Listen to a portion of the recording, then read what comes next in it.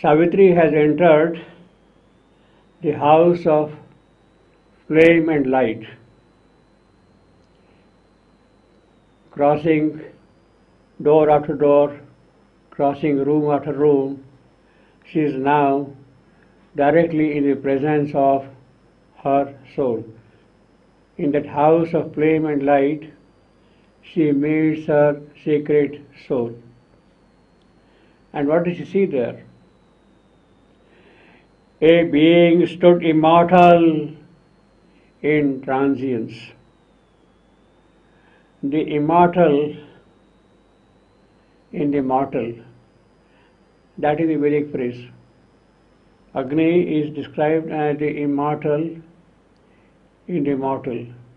Here Savitri sees the divine flame burning in that house of light and flame, the immortal living in transience, deathless, dallying with momentary things. He has accepted momentary things.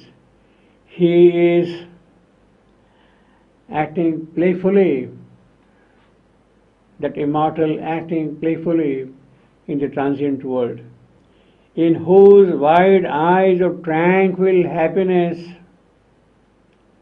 which pity and sorrow could not abrogate.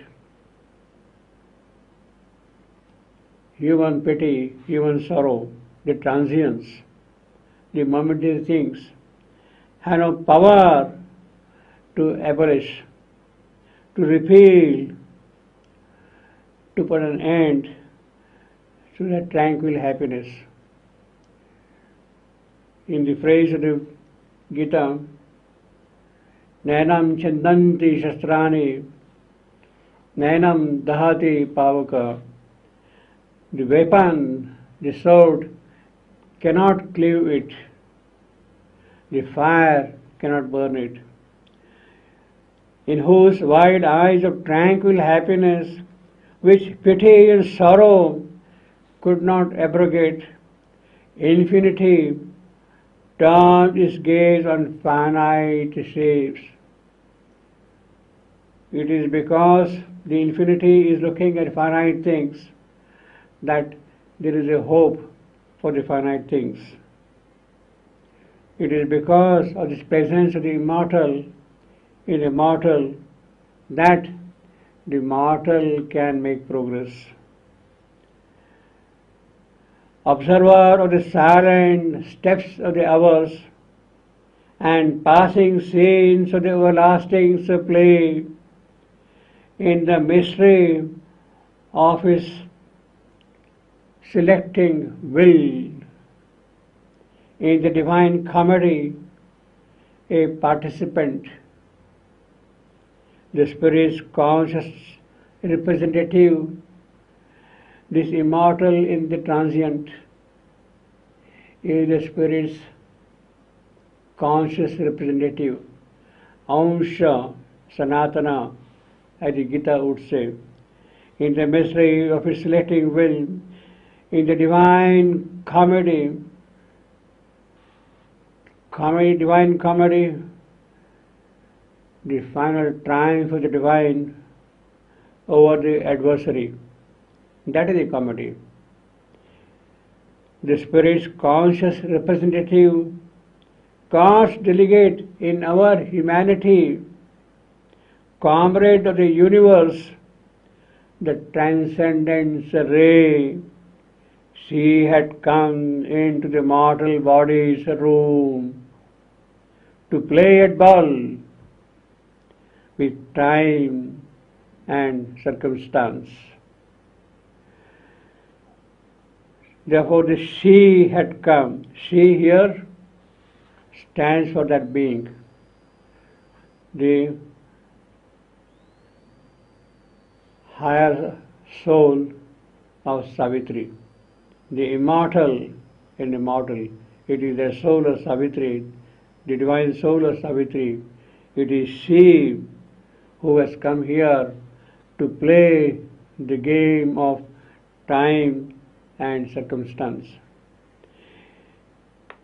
A being stood immortal in transience, deathless, dallying with momentary things, in whose wide eyes of tranquil happiness, which pity and sorrow could not abrogate, infinity turned to its gaze on finite shapes.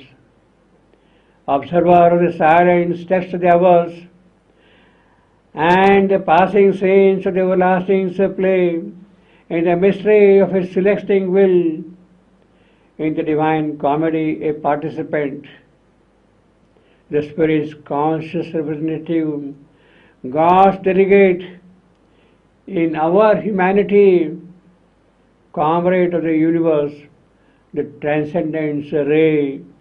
She had come into the mortal body's room to play at ball with time and circumstance. A joy in the world, her master movement here. That is the master action of her presence here. The joy in the world, the passion of the game lighted her eyes. A smile on her lips welcomed us bliss and grief. A laugh was her return to pleasure and pain. Yes, this world of transience has both pleasure and pain. But in return to that, what does she give? Smile, laughter. That is what she gives. Laughter was a return to pleasure and pain. All things she saw as a masquerade of truth, as if all these things were assuming some kind of a false outward appearance. It was a sort of a facade, a disguise, a pretense. All things she saw as a masquerade of truth, disguised in the costume of ignorance, disguised in the costumes of ignorance, crossing the years of immortality. All she could front with a strong spiritual peace. But she was here, that small being, she was there. She could front with strong spirit's peace. But since she knows the toil of mind and life, she has accepted this condition of mortality. Therefore she knows the toil of mind and life. As a mother feels and shares her children's lives, she puts forth a small portion of herself, a being no bigger than the thumb of man, into a hidden region of the heart, to feel a pang and to forget the bliss, to share the suffering and endure earth's wound and labor with the labor of the stars. So it is that Savitri central being, which Savitri is witnessing here. And what does the central being of Savitri do? It puts a small portion of herself, a being, that portion, ansha, a portion, a being no bigger than the thumb of man, into a hidden region of the heart, Hridaya Guha, in the inner recesses of heart, in the cave of heart. She puts that element of us, that ansha of us, a being no bigger than the thumb of man. The Upanishad speaks of Angushta Matra Purusha, that being within us, the immortal in the mortal, is no larger than the small finger of man. He is as small as that. Angushta Matra Purusha. Angushta Matra, at the same time, Ravi Tulya. He is as small as the thumb of man, but at the same time, he is as brilliant as the sun himself, effulgent as the sun himself.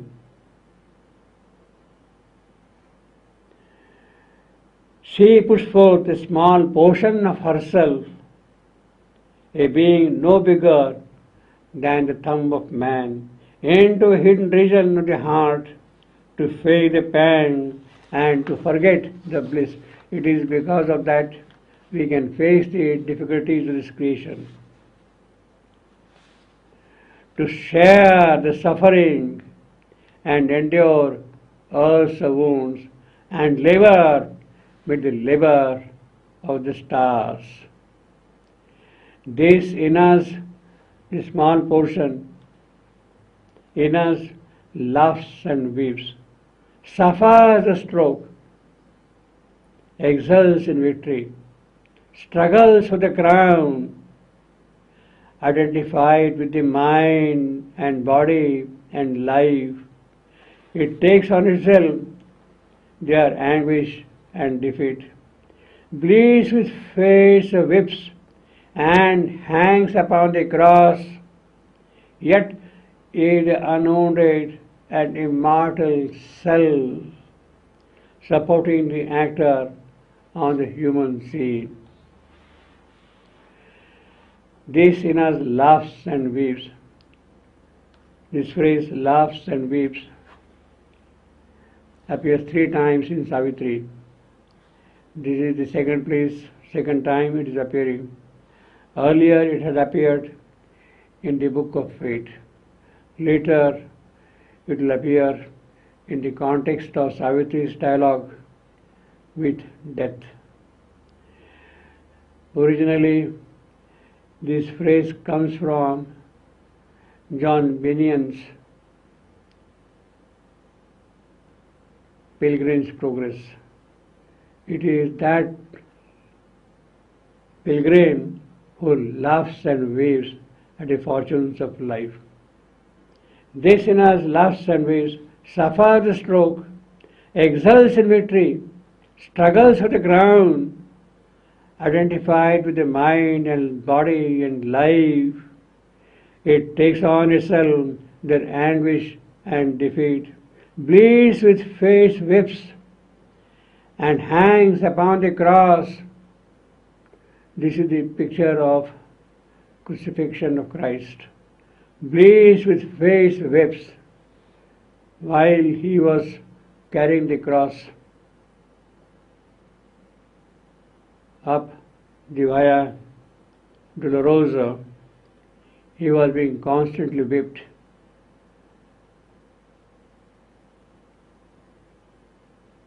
And finally, he was hung upon the cross, suspended and now nailed on the cross. Yet, unwounded and immortal, he remains Christ, supporting the actor on the human scene. Through this, she sends us her glory and her power. It is through this small portion of us put in the depths of her heart, Hridaya Guha. She sends us her glory and her powers, pushes to wisdom's heights through misery's gulfs. She gives us strength to do our daily task, and sympathy that partakes of others' griefs. It is because of that we can share the sorrows of others. And the little strength we have to help our race, whatever little strength we have, it is that we share with those who are also the sufferers like us. And the little strength we have to help our race, We who must fill we who must fill the role of the universe, acting itself out in a slight human shape, and on our shoulders carry the struggling world. This in us, God is small and marred. Yes, it is that divine element, it is that little spark which is here scarred by the circumstances of time and fate and death. This is in us the Godhead, small and marred. In his human portion of divinity, she made a greatness of the soul in time, the divine soul in time. It is that she meets. The small portion in us, it is that which can meet the divine soul. To uplift from light to light, from power to power, till on a heavenly peak it stands, a king, a master. In body weak, in his heart an invincible might, it climbs tumbling, held up by an unseen hand, a towering spirit in a mortal shape. He is the towering spirit in a mortal shape. Here in this chamber of flame and light, they met. The small little spark in us, and she, the being immortal in transience. Here in the chamber of flame and light, they met. They looked upon each other, knew themselves, the sacred deity and its human part. Sacred deity, the central being of Savitri, and its human part, the Ansha Sanatana, which has taken the mortal birth, Savitri, the divine Savitri and the human Savitri. They looked upon each other, knew themselves, the sacred deity and its human part, the calm, immortal and the struggling soul. That is Savitri, the struggling soul. Then, with a magic transformation speed, they rushed into each other and grew one. Savitri was in search of her secret soul. She has found her secret soul. She has met her secret soul in the house of flame and light. There she finds her divine counterpart, the central being of Savitri, the divine Savitri herself. It is a portion of the divine Savitri which human Savitri is. It is this human Savitri and the divine Savitri. They meet into each other with the speed of transformation. There is a total change now in human Savitri. And they rush into each other and they become one, they grow one. It is in that complete unity of the divine Savitri with the human Savitri, of the human Savitri with the divine Savitri, that there is the complete oneness. Therefore now whatever is going to happen will be happening in the power of the divine Savitri, fully established in the soul of Savitri.